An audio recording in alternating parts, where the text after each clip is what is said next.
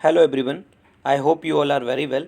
आई am Mayank Agrawal. आज हम इस वीडियो में द हिंदू के जो एडिटोरियल्स हैं उनको डिस्कस करेंगे। सबसे पहला ये जो एडिटोरियल है इसमें बात की जा रही है जो इंडिया ने चाइना के अभी 43 ऐप को बैन कर दिया है, उसके बाद जो टोटल 250 चाइनीज़ ऐप को इंडिया अभी तक बैन कर चुका है। ये जो सेकेंड आर्टिकल है इसमें पॉलिटिक्स के ऊपर बात की गई है, इसको डिस्कस नहीं करेंगे। ये जो थर्ड आर्टिकल है वो वैक्सीन के बारे में बात कर रहा है। अभी जो ऑक्सफोर्ड की वैक्सीन है उसको कुछ वॉलंटियर्स को 2 डोजेस प्रोवाइड करने थे, उसमें से सिर्फ एक ही डोज दिया गया और वैक्सीन जो है वो 90% इफेक्टिव पाई गई। तो उसके ऊपर ये आर्टिकल बात करता है। ये जो थर्ड आर्टिकल है वो इंडिया में माल न्यूट्रिशन की जो कंडीशन है वो बहुत ही ज़्यादा प्रेवलेंट है, उसके ऊपर बात करता है। एक आर्टिकल द इंडियन एक्सप्रेस जो है न्यूज़पेपर, उसका एक आर्टिकल भी हम डिस्कस करने वाले हैं। तो ये जो आर्टिकल है इसमें बात की गई है कि जो इंडियन ओशियन में अभी जो क्वाड ग्रुप की एक्सरसाइज हुई थी उसको कंपेयर किया गया है 1964 में जो कॉमनवेल्थ ग्रुप था उसकी एक एक्सरसाइज थी, उससे कंपेयर किया गया है क्वाड ग्रुप को। और ये बताया गया है कि क्या ये चाइना को एक थ्रेट की तरह, चाइना इसको एक थ्रेट की तरह लेगा या फिर इससे जो है वो एक नॉर्मल तरह बिहेव करेगा। ये इस आर्टिकल में बात की गई है। अब सबसे पहले जो सबसे फर्स्ट आर्टिकल है इसको डिस्कस कर लेते हैं। इस आर्टिकल में बात की गई है कि इंडिया ने 43 जो चाइना के ऐप हैं, रिसेंटली जो मोबाइल एप्लीकेशन हैं, उनको जो है वो बैन कर दिया। बिकॉज़ इंडिया और चाइना का जो बॉर्डर पे टेंशन है, बॉर्डर पे एक्सकलेशन है, वो बहुत ज़्यादा ही टेंशन जो है वो बहुत बढ़ चुका है। तो अभी तक इंडिया जो है 250 चाइना के मोबाइल ऐप को ब्लॉक कर चुका है, जो कि हर बार थोड़े थोड़े ऐप करके ऐसा इंडिया ने जो है वो ब्लॉक किया है। तो इंडिया का यहाँ पे ब्लॉक करने के पीछे रीज़न ये है कि इंडिया की जो सोवर्निटी है, इंटीग्रिटी ऑफ इंडिया है, उसको हार्म हो रहा है, डिफेंस ऑफ इंडिया को हार्म हो रहा है। बिकॉज जो ऐप हैं उन ऐप में स्टोर होने वाला डाटा जो है वो अदर कंट्री में जाके स्टोर हो रहा है, वहाँ के सर्वर पे स्टोर हो रहा है, तो उसका जो है वो मिसयूज़ किया जा सकता है। और उसके जो है वो security of state and public order को एक थ्रेट है। तो जो लेटेस्ट अभी गवर्नमेंट ने जो ब्लॉक किया है वो इस टाइम पे किया है जब लाइन ऑफ एक्चुअल कंट्रोल पे जो प्रॉब्लम्स हैं वो अभी बढ़ चुकी हैं।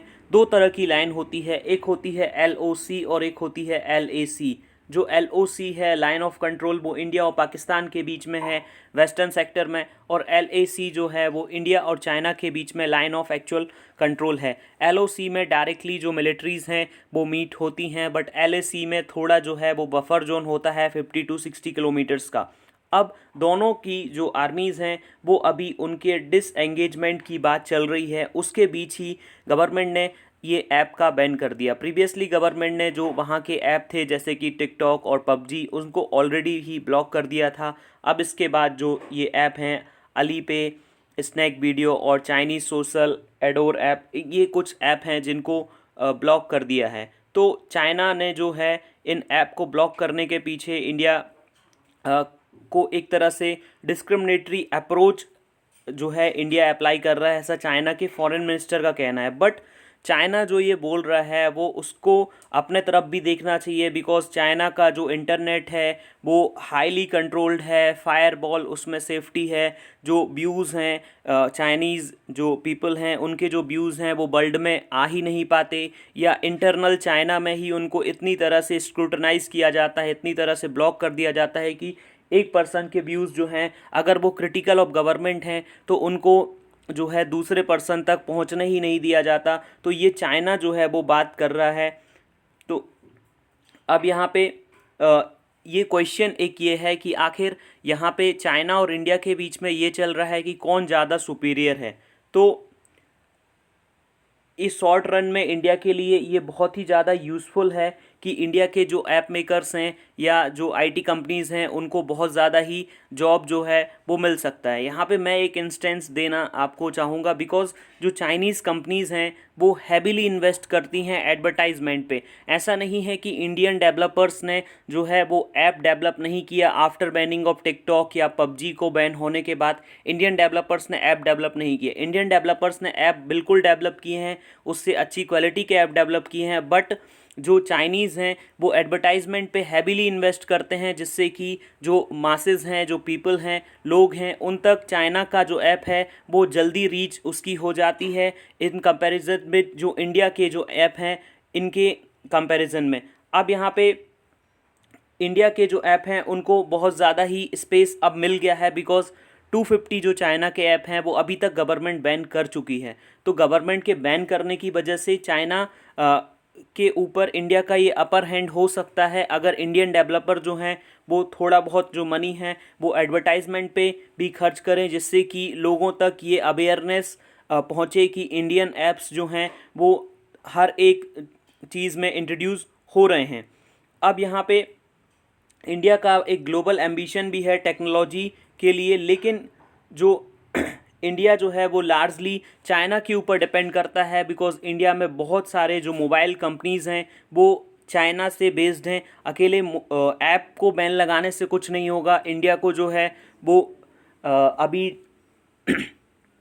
न्यू स्कीम्स लेके आनी पड़ेगी, जिससे कि जो ऐप डेवलपर्स हैं उनको तो एनहेंस किया ही जा सके, साथ में जो मोबाइल डेवलपर्स हैं उनको भी कुछ हेल्प मिले, जिससे कि चाइनीज़ मोबाइल हैं उन पे बैन लगाया जा सके, उनके अगेंस्ट एक नया बिजनेस स्पेस इंडिया की कंपनीज़ के लिए क्रिएट किया जा सके। बिकॉज चाइना जो है वो टेक्नोलॉजी का एक तरह से ग्लोबल सप्लाई चेन में एक बहुत बड़ा प्लेयर है, और ये एक तरह से इंडिया के लिए इम्पॉसिबल है कि इंडिया उसको साइडलाइन कर सके। वो उसको साइडलाइन तभी कर सकता है जब इंडिया जो है अपने यहाँ पे मोबाइल टेक्नोलॉजी में जो कुछ मोबाइल की जो कंपनीज़ हैं उनको गवर्नमेंट कुछ सपोर्ट प्रोवाइड करे, जिससे कि वो आगे आएँ, तभी इंडिया जो है वो आगे आ सकता है। अब यहाँ पे गवर्नमेंट को जो है वो लॉन्ग पेंडिंग डाटा प्रोटेक्शन जो बिल है उसको इंट्रोड्यूस करना चाहिए पार्लियामेंट में, और साथ में इंडिया को जो है वो जितने भी जो इकोसिस्टम है मोबाइल टेक्नोलॉजी से रिलेटेड, आईटी कंपनी हो या आईटी प्रोफेशनल्स हों या मोबाइल बनाने वाली जो मैन्युफैक्चरिंग कंपनीज़ हों, वो सारे इकोसिस्टम को एक साथ लेके आना चाहिए एक प्लेटफॉर्म पे, जिससे कि वो आने वाले टाइम में चाइना का जो इतना बड़ा इकोसिस्टम है उससे फाइट कर सकें। अब ये जो सेकेंड आर्टिकल है इसमें बात की गई है कि जो वैक्सीन है उसका ह्यूमन ट्रायल चल रहा है, जो कि ऑक्सफोर्ड यूनिवर्सिटी और एस्ट्राजेनिका और इंडिया का जो सीरम इंस्टीट्यूट ऑफ इंडिया है, तीनों के कोलैबोरेशन से ये जो वैक्सीन है वो बनाई जा रही है। अब इस वैक्सीन में यहाँ पे कंडीशन ये है कि इस वैक्सीन के जो 2 डोजेस हर एक वॉलंटियर को प्रोवाइड किए जाने थे, जिसमें कि एक्सीडेंटली कुछ वॉलंटियर्स ऐसे थे जिनको जो है सिर्फ एक ही डोज प्रोवाइड किया गया, और ये देखा गया कि उनमें जो है वो 90% जो है एंटीबॉडीज़ अगेंस्ट द वायरस बन गई हैं। तो अगर ये एक तरह से कंडीशन जो है पूरी तरह से टेस्टेड हो जाए, अभी उसकी एफिकेसी पूरी, बिकॉज वो जो ग्रुप है जिसमें सिर्फ एक ही डोज वैक्सीन का प्रोवाइड किया गया फिर भी उसमें जो है एंटीबॉडीज़ प्रिपेयर हो गई, वो बहुत स्मॉल ग्रुप है, तो उसकी एफिकेसी को देखना होगा। और अगर ऐसा हो जाता है तो इंडिया का एक सबसे बड़ा जो लार्जेस्ट इम्यूनाइजेशन प्रोग्राम है इंडिपेंडेंट इंडिया का और ऑल ओवर इंडिया का जो लार्जेस्ट इम्यूनाइजेशन प्रोग्राम है, इसमें बहुत ज़्यादा हेल्प मिलेगी, बिकॉज अभी जो वैक्सीन है उसके 2 डोजेज़ 1 मंथ के अंतर से प्रोवाइड करने हैं हर एक पर्सन को। तो अगर एक डोज में ही काम हो जाता है तो ये बहुत बड़ा एक अचीवमेंट रहेगा। अब यहाँ पे बात की जा रही है, ये जो थर्ड आर्टिकल है इसमें इंडिया का जो माल न्यूट्रिशन की कंडीशन है उसमें सबसे पहले जो राइटर है उसने एक एनेक्डोट दिया है वेस्ट बंगाल के जो एक डिस्ट्रिक्ट है वहाँ से एक एग्जांपल लिया है। जो वेस्ट बंगाल का बर्धमान डिस्ट्रिक्ट है वहाँ पे उन्होंने सितंबर 2020 में एक टेलीफोनिक सर्वे किया, उसके बेसिस पे उनको पता चला कि बहुत सारे ऐसे चाइल्ड हैं जो कि जो मिड डे मील है, मध्याह्न भोजन है, वो स्कूल में नहीं ले पा रहे हैं, बिकॉज़ जब मध्याह्न भोजन या मिड डे मील लेने का टाइम आता है तब at that point of time वो जो बच्चे हैं वो स्टमक एक या डिजीनेस की वजह से, चक्कर आने की वजह से गिर जाते हैं। और जब उनसे ये रीज़न पूछा जाता है कि उनको ऐसी क्या प्रॉब्लम है कि जिसकी वजह से वो इस तरह बिहेव कर रहे हैं, सो दे आर टेलिंग दैट उनको स्टमक एक है। तो स्टमक एक का होने का कंडीशन ये है बिकॉज उन्होंने जो है ब्रेकफास्ट कंज्यूम नहीं किया है। अगर ब्रेकफास्ट नहीं लिया है तो उसकी वजह से दोपहर के टाइम में उनको जो है वो स्टमक एक हो रहा है। तो एक ये फ्लॉज है गवर्नमेंट की पॉलिसी में कि गवर्नमेंट बच्चों को जो है वो मिड डे मील तो प्रोवाइड कर रही है, बट बच्चे जो हैं वो ब्रेकफास्ट नहीं लेने की वजह से इवन मिड डे मील जो गवर्नमेंट प्रोवाइड कर रही है वो भी कंज्यूम नहीं कर पा रहे हैं। अब यहाँ पे बात की जा रही है कि दो तरह की जो एनुअल रिपोर्ट हैं, ग्लोबल रिपोर्ट हैं, वो रिलीज़ होती हैं।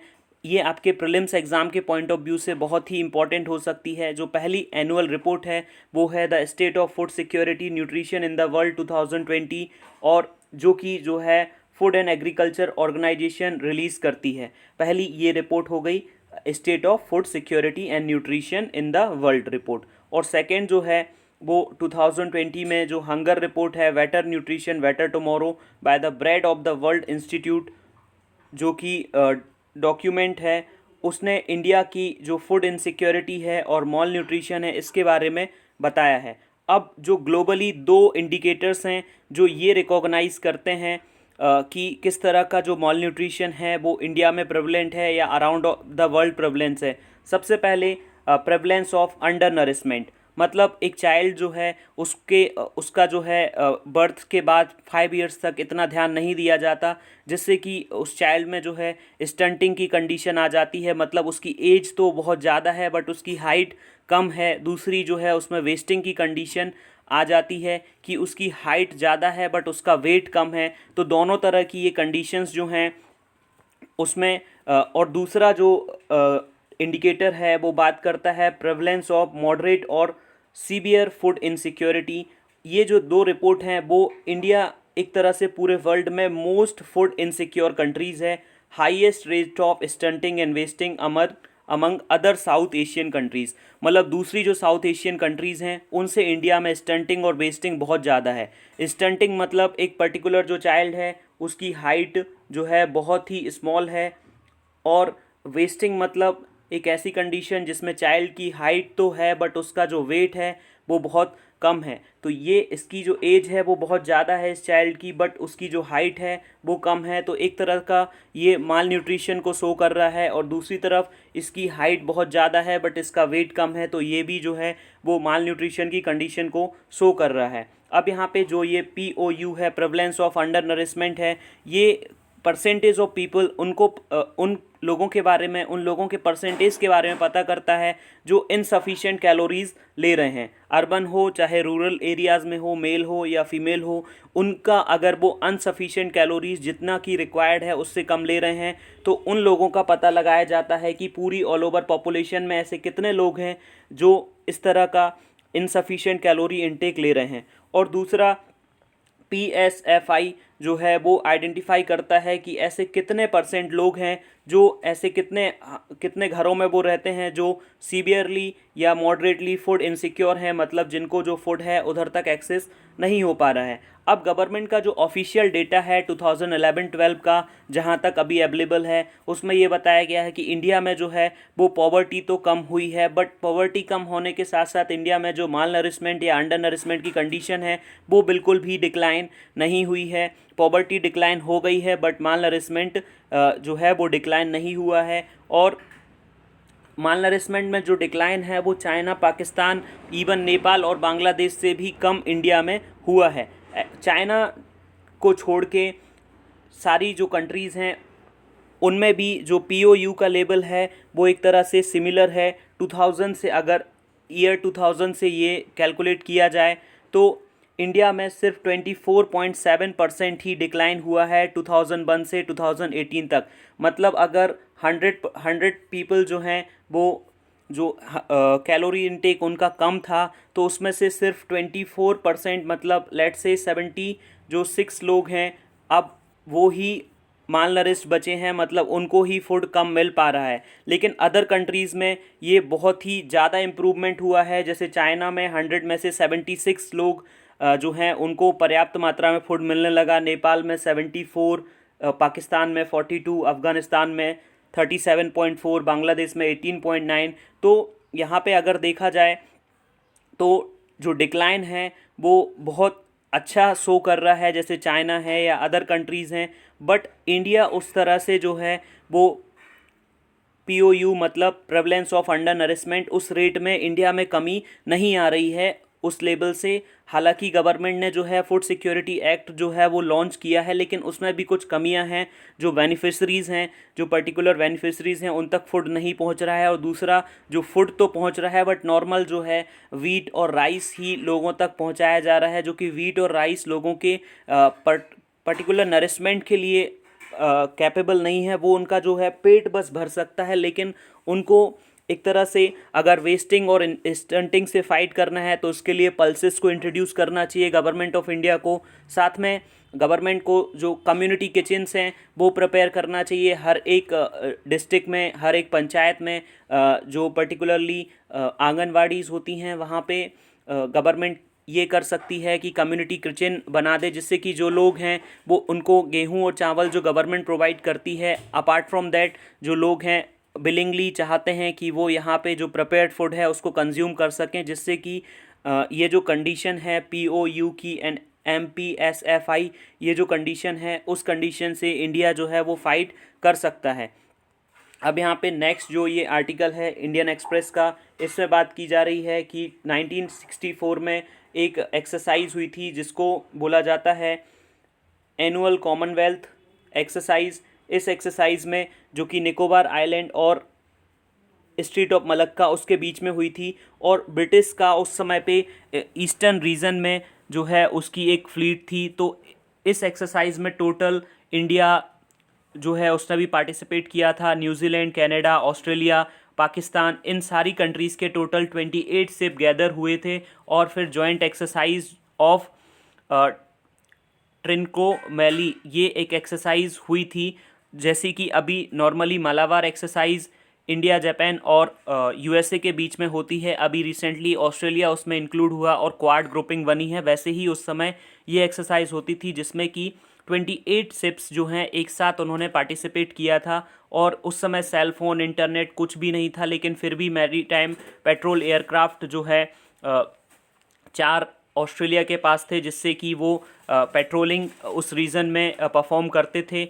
अब इसके बाद लेकिन यहाँ पे उस समय की जो कंडीशन थी, जो ये एक्सरसाइज हुई थी वो भी जियोपॉलिटिकल कंडीशन की वजह से हुई थी। बिकॉज उस समय जो कंडीशन थी वो USSR को कंटेन करने की कंडीशन थी। कोल्ड वॉर का एरा चल रहा था, जिसकी वजह से जो है USSR को कंटेन करना था, बट डायरेक्टली कोई कंट्री जो है USSR को पॉइंट आउट नहीं कर रही थी। और उस समय भी यही कंडीशन थी कि फ्रीडम ऑफ सीज होना चाहिए, साथ में सेफ्टी ऑफ शिपिंग लेन, जहाँ से एक पर्टिकुलर शिप पास हो रहा है उसकी सेफ्टी होनी चाहिए, और ओपन होना चाहिए जो ये रीज़न है पूरा सीज का, किसी पर्टिकुलर कंट्री के अंडर नहीं होना चाहिए। तो ये सारी कंडीशन जो आज प्रेवलेंट हैं वही कंडीशन उस समय भी थी, और ये एक्सरसाइज हुई थी। अब लेकिन जो है ब्रिटेन जो है अब स्वेज कैनाल के ईस्ट, मतलब ये वाला जो रीज़न है आसपास, जहाँ ईस्टर्न साइड में सिंगापुर में ब्रिटेन का जो बेस था वो 1965 में ख़त्म हो गया, लेकिन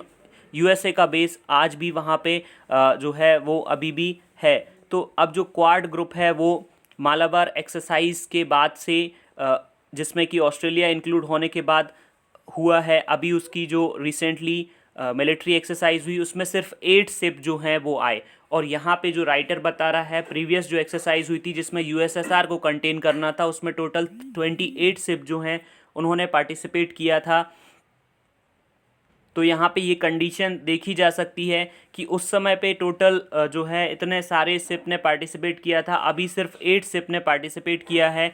तो इस तरह से कैसे एक ऐसी कंट्री चाइना को कैसे ये जो कंट्रीज़ हैं वो कंटेन करेंगे, जिसके पास 5 एयरक्राफ्ट कैरियर्स हैं, तो उसको कंटेन करना बहुत ही मुश्किल है। हालांकि ऐसा बोला जा सकता है कि सबसे पहले अगर आपको किसी कंट्री को कंटेन करना है तो आपकी जो नेवी है वो बहुत ही मजबूत होनी चाहिए। तो एटलीस्ट इंडिया और जो क्वाड ग्रुपिंग है उनको 30 जो एक तरह से जो शिप हैं एटलीस्ट वो तो लेके जाने चाहिए थे अगर वो चाइना को कंटेन करना चाहते हैं।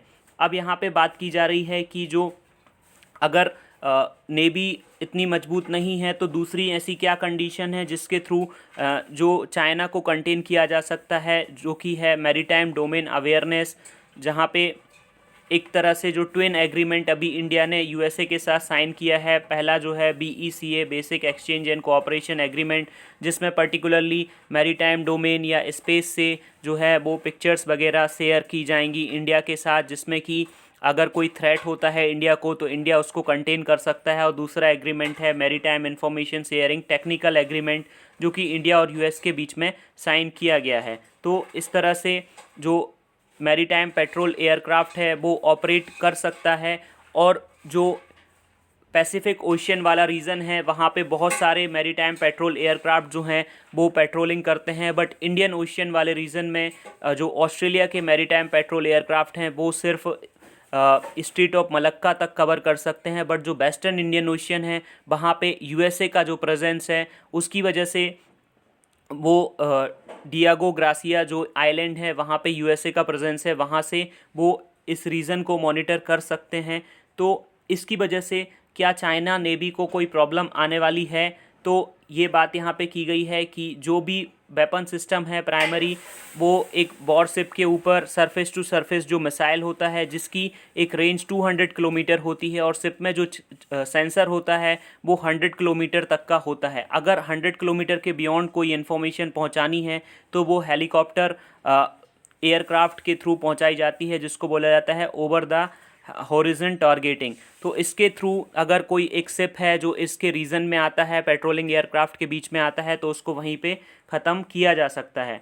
तो ये बात यहाँ पे की जा रही है कि अगर इंडिया को और ये जो क्वाड कंट्रीज़ हैं इनको फाइट करना है तो अपने आप को पहले स्ट्रेंथन करना होगा। अकेले सिर्फ क्वाड ग्रुपिंग को प्रिपेयर करने से या फिर 4 कंट्रीज़ के साथ आने से 8 एयरक्राफ्ट के साथ फाइट नहीं की जा सकती है। ये इस आर्टिकल में बात की जा रही है। Thank you very much.